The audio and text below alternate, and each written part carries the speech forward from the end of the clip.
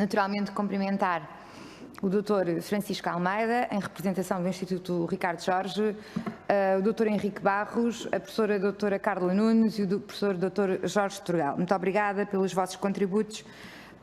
Teria aqui uma série de questões a colocar. Vou começar exatamente pelas questões relativas ao excesso de mortalidade que foram faladas pela professora Dra. Carla Nunes, que nos disse que tem estudado essa matéria e que não é exatamente uma matéria binária entre Covid e não Covid, mas gostaria que especificasse esta situação, nomeadamente se há alguma conclusão que se possa retirar de o Serviço Nacional de Saúde estar um pouco absorvido com a questão do Covid, da doença Covid e haver, por isso, alguma falta de diagnóstico, alguma falta de assistência que possa estar a inflacionar este excesso de mortalidade. Depois, o professor Jorge Turgal, o professor Dr. Jorge Turgal falou-nos aqui de tomar medidas mais fortes junto dos idosos em lares.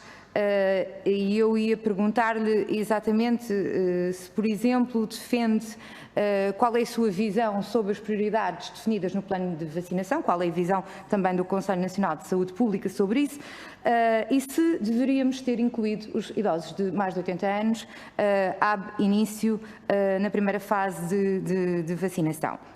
Depois gostaria de perguntar também relativamente à taxa de positividade dos testes, tem estado sistematicamente a subir, como já foi aqui dito, situando-se hoje muito próximo dos 20%, aliás, dos valores mais elevados do mundo, e significa isto que em cada 5 testes há um que é positivo.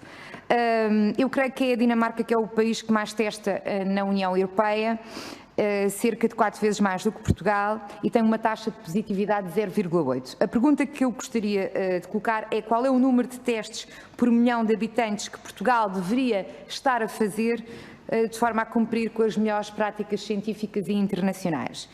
Ainda sobre a testagem, eu gostaria de perguntar se consideram que se deve testar semanalmente profissionais que lidem diretamente com Covid-19, profissionais de escolas e lares, e se sim, porque é que efetivamente isso ainda não foi feito.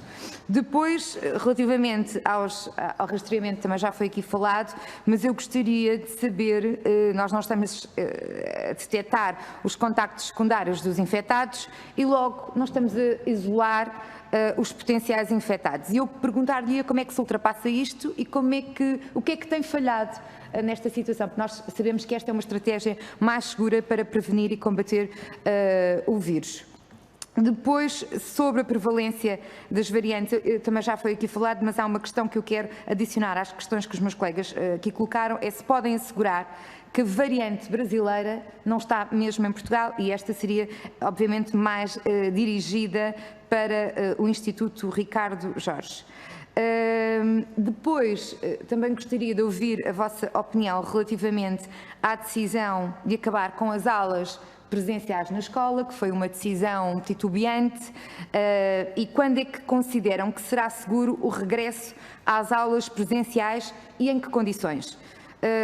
Para a testagem com testes rápidos de antigénio, como prometeu o Governo, concordam que a mesma será eficaz se for repetida semanal ou quinzenalmente em cada escola? Gostaria de ouvir a vossa opinião sobre esta matéria e gostaria particularmente de dirigir à professora Dra. Carla Nunes algumas questões sobre um estudo preliminar, aliás, os resultados preliminares de um estudo sobre a violência doméstica que falou hoje e o Covid.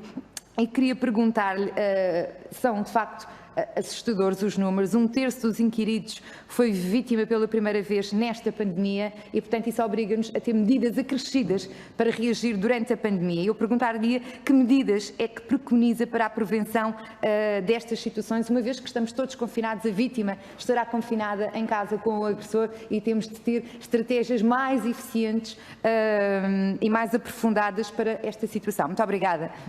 Muito obrigado, Sra. Deputada.